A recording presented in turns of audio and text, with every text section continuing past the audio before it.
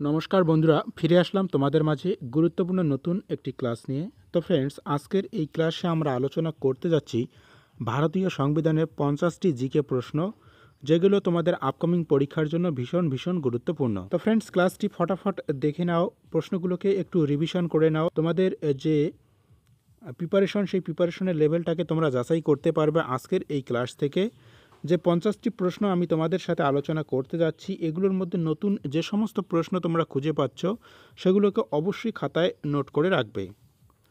তো দেখো বন্ধুরা, প্রথম যে প্রশ্ন, কাকে ভারতীয় সংবিধানের জনক বলা হয়? এর সঠিক উত্তর ডক্টর বি.আর. আম্বেদকর। তো ফ্রেন্ডস, তোমাদের সুবিধার জন্য আমি কোনো অপশন এখানে রাখিনি, আমি প্রশ্ন এবং তার সাথে উত্তরগুলো তোমাদের কাছে রেখেছি। তোমরা প্রশ্নের সাথে সাথে উত্তরগুলোকে একটু রিভিশন করে নাও।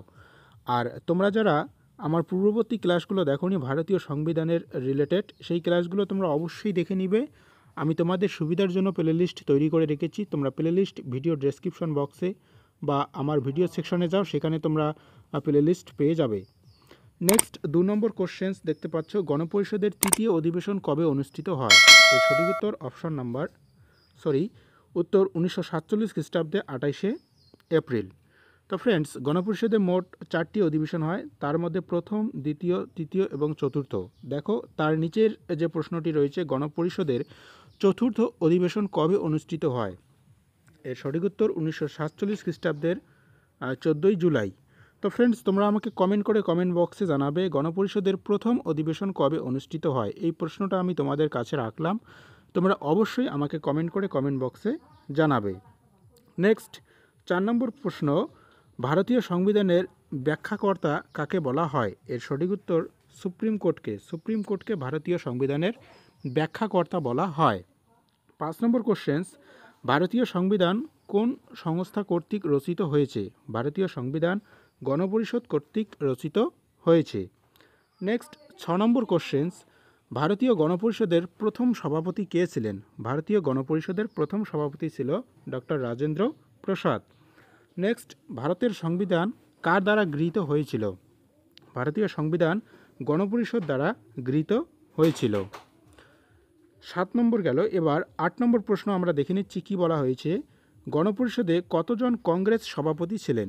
গণপরিষদে 208 জন কংগ্রেস সভাপতি ছিলেন। নেক্সট 9 নম্বর প্রশ্ন, গণপরিষদে কতজন মুসলিম লীগের সদস্য ছিলেন? খুবই ইম্পর্টেন্ট, 73 জন মুসলিম লীগের সদস্য ছিলেন। এরপর 10 নম্বর প্রশ্ন, ভারতীয় গণপরিষদে নির্বাচিত সদস্য সংখ্যা কত ছিল? ভারতীয় গণপরিষদে নির্বাচিত সদস্য সংখ্যা ছিল 296 জন। নেক্সট 11 নম্বর কোশ্চেন্স, গণপরিষদের অস্থায়ী সভাপতি কে ছিল? খুবই ইম্পর্টেন্ট, গণপরিষদের অস্থায়ী সভাপতি ছিল সচ্চিদানন্দ সিনহা ছিল গণপরিষদের অস্থায়ী সভাপতি। 12 নম্বর প্রশ্ন, বলা হয়েছে স্বাধীন ভারতের প্রথম রাষ্ট্রপতি কে? অনেকেই জানো, স্বাধীন ভারতের প্রথম রাষ্ট্রপতি হচ্ছে ডক্টর রাজেন্দ্র প্রসাদ। নেক্সট 13 নম্বর প্রশ্ন, বলা হয়েছে ভারতীয় সংবিধানের উদ্দেশ্যসমূহ সংক্রান্ত প্রস্তাব কে উত্থাপন করেছিলেন? আমি প্রশ্নটি আরেকবার রিপিট করছি, ভারতীয় সংবিধানের যে সমস্ত উদ্দেশ্যগুলো রয়েছিল সেই উদ্দেশ্য সংক্রান্ত প্রস্তাব কে উত্থাপন করেছিলেন? এর সঠিক উত্তর জওহরলাল নেহেরু।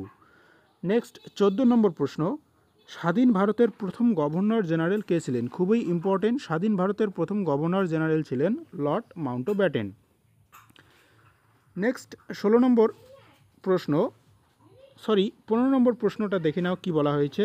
স্বাধীন ভারতের প্রথম অধ্যক্ষ কে ছিল? স্বাধীন ভারতের প্রথম অধ্যক্ষ কে ছিল?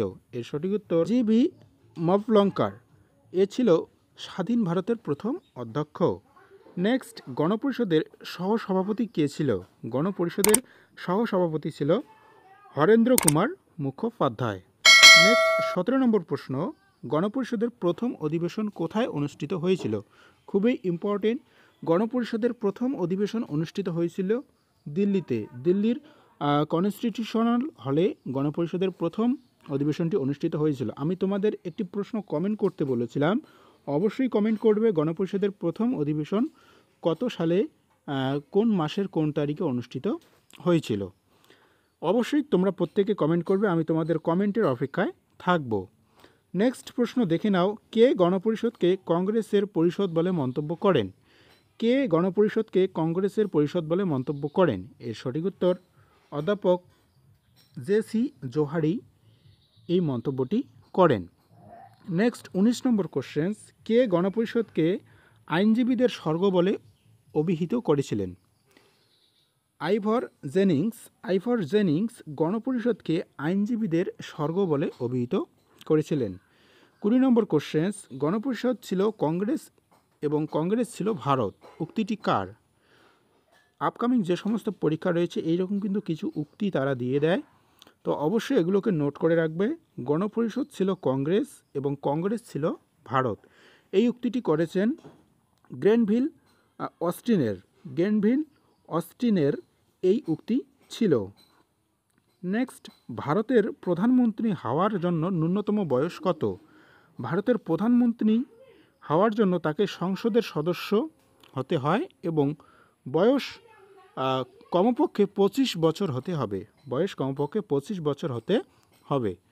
নেক্সট 22 নম্বর কোশ্চেন্স, স্বাধীন ভারতের প্রথম প্রধানমন্ত্রী কে ছিল? খুবই গুরুত্বপূর্ণ। স্বাধীন ভারতের প্রথম প্রধানমন্ত্রী ছিল জওহরলাল নেহেরু। 23 নম্বর কোশ্চেন্স, কত বছর বয়সে ভারতীয় নাগরিক ভোটদানের অধিকার লাভ করে? এর সঠিক উত্তর 18 বছর। রাজ্যসভায় কে সভাপতিত্ব করেন? এর সঠিক উত্তর উপরাষ্ট্রপতি। রাজ্যসভায় সভাপতিত্ব করেন উপরাষ্ট্রপতি।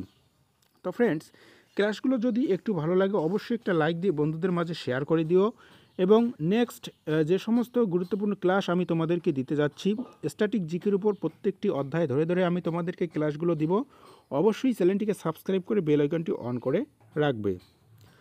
তো দেখো 26 নম্বর যে প্রশ্ন রয়েছে, ভারতবর্ষের সর্বোচ্চ বিচারালয়ের নাম কি? প্রত্যেকেই জানো, সুপ্রিম কোর্ট।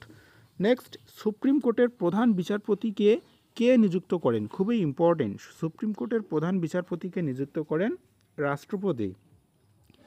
পৃথিবীর মধ্যে সর্ববৃহৎ লিখিত সংবিধান কোন দেশের? খুবই ইম্পর্টেন্ট, ভারত।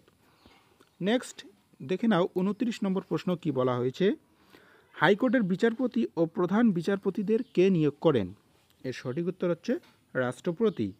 নেক্সট, লোকসভার সদস্য হওয়ার জন্য প্রার্থীর বয়স কমপক্ষে কত হওয়া প্রয়োজন? এর সঠিক উত্তর 25 বছর। এরপর ভারতীয় সংবিধানের কোন অংশটি সংবিধান ব্যাখ্যায় সাহায্য করে? এর সঠিক উত্তর প্রস্তাবনা।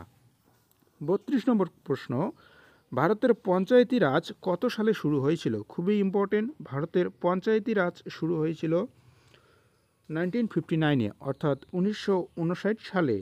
33 নম্বর প্রশ্ন, ভারতীয় সংবিধানের প্রথম সংশোধন আইন কত সালে করা হয়েছিল?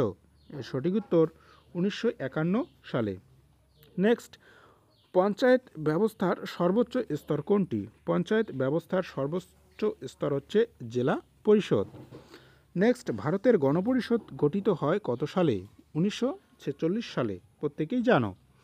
নেক্সট, ভারতীয় সংবিধানের কতগুলি মৌলিক অধিকার রয়েছে? 6টি, পূর্বে ছিল 7টি, একটি মৌলিক অধিকার বাদ দেওয়া হয়েছে, প্রত্যেকেই জানো, সম্পত্তির অধিকার, সেটাকে এখন লিগ্যাল অ্যাক্ট করা হয়েছে। এখন বর্তমান আমাদের সংবিধানে মোট 6টি মৌলিক অধিকার রয়েছে। নেক্সট 37 নম্বর প্রশ্ন, রাজ্যসভায় নির্বাচিত সদস্যদের কার্যকাল কত বছর? 6 বছর। 38 নম্বর প্রশ্ন, ভারতের সংসদ কত কক্ষ বিশিষ্ট? এর সঠিক উত্তর দ্বিকক্ষ বিশিষ্ট। 39 নম্বর প্রশ্ন, লোকসভার স্পিকারকে কে নিযুক্ত করেন? খুবই গুরুত্বপূর্ণ, লোকসভার স্পিকারকে নিযুক্ত করেন লোকসভার সদস্যগণ। পঞ্চায়েত কার্যনির্বাহক আধিকারিককে কি বলে? এর সঠিক উত্তর বিডিও। নেক্সট 41 নম্বর প্রশ্ন, যুগ্ম তালিকা কোন দেশের সংবিধান থেকে নেওয়া হয়েছে? এর সঠিক উত্তর অস্ট্রেলিয়া। তো ফ্রেন্ডস, কোন কোন দেশের থেকে আমাদের ভারতীয় সংবিধানের কোন কোন অংশগুলোকে নেওয়া হয়েছে সেই ক্লাসটি যদি দেখতে চাও অবশ্যই ভিডিও প্লেলিস্টে যাও, সেখানে আমি একটি সুন্দর ক্লাস তোমাদেরকে করিয়ে দিয়েছি, অবশ্যই সেই ক্লাসটি তোমরা প্রত্যেকেই দেখে নিও। নেক্সট দেখে নাও, ভোটদানের অধিকার কী ধরনের অধিকার? এটা আমাদের রাজনৈতিক অধিকার, কোনো রকম গোলমাল করবে না, এটা কিন্তু মৌলিক অধিকারের মধ্যে পড়ে না। নেক্সট, ভারতের মুখ্য নির্বাচন কমিশনারের কার্যকালের মেয়াদ কত বছর? এর সঠিক উত্তর 5 বছর। তো ফ্রেন্ডস, দেখতে দেখতে আমরা ক্লাসের শেষ পর্যায়ে চলে এসেছি। যারা এখনও চ্যানেলটিকে সাবস্ক্রাইব করনি, অবশ্যই সাবস্ক্রাইব করে নোটিফিকেশন অন করে রাখবে পরবর্তী জব রিলেটেড লেটেস্ট আপডেটগুলো পাওয়ার জন্য। এর সাথে তোমরা যারা ডাব্লিউবিপি এবং কেপির মক টেস্টে অংশগ্রহণ করতে চাও, নিচে আমাদের ওয়েবসাইট দেখতে পাচ্ছ। ওয়েবসাইটের লিঙ্ক আমি ডেসক্রিপশন বক্সে রেখে দিব। তোমরা লিঙ্কে ক্লিক করে ডাব্লিউবিপি এবং কেপির বিভিন্ন মক টেস্ট সিরিজে অংশগ্রহণ করতে পারো। অবশ্যই আমাদের নির্দিষ্ট ওয়েবসাইটে তোমরা ভিজিট করবে। নেক্সট 44 নম্বর প্রশ্ন দেখে নাও। ভারতীয় সংবিধানের নবম তফসিল কবে সংযোজিত হয়?